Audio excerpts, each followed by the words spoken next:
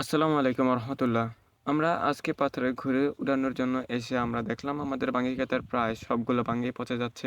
কয়েকটা বাঙ্গি শুধু ভালো, আর বাকি সবগুলো বাঙ্গি নষ্ট হয়ে যাচ্ছে। এবার আমাদের জমির 95% বাঙ্গি পচে গিয়েছিল, কারণ আমরা ঠিক সময়ে পোকার ওষুধ দিতে পারিনি। পোকার ওষুধ না দিতে পারার কারণে এরকম লসের সম্মুখীন আমাদেরকে হতে হয়েছিল। আপনারা ভিডিও স্ক্রিনে দেখতেই পাচ্ছেন কি পরিমাণে বাঙ্গি আমাদের ক্ষেতের পচে গিয়েছিল। ওই যে একজন দেখাইতেছে হাত দিয়া, এই ঘুড়িটা ওরে মূলত আমি উড়াইতেছিলাম আর কি। এখানে প্রচুর বাঙ্গি পচে গিয়েছিল, শতকরা 5টা বাঙ্গি ভালো হতো, আর বাকি 95% বাঙ্গি পচে যেত। আর যদি বাঙ্গি গাছে আসার পরে যদি একবার বৃষ্টি হয়, তাহলে মানে সমস্ত বাঙ্গি একসাথে পাকা শুরু করে, যার ফলে বাঙ্গির দামটা অনেকটা কমে যায়। কৃষকেরা তাদের প্রাপ্য দামটা পায় না। তার ফলে কি হয়, বাঙ্গি চাষিরা আর বাঙ্গি চাষ করতে চায় না। তার ফলে বাঙ্গি আকাশ ছোঁয়া দামে লেগে যায়। আবার মানুষ যখন দেখে আকাশ ছোঁয়া দাম, তখন হুড় হুড় দিয়ে নেমে পড়ে বাঙ্গি লাগানোর জন্য। আল্লাহ আপনাদের সকলকে ভালো রাখুক, সুস্থ রাখুক। আসসালামু আলাইকুম রহমতুল্লাহ।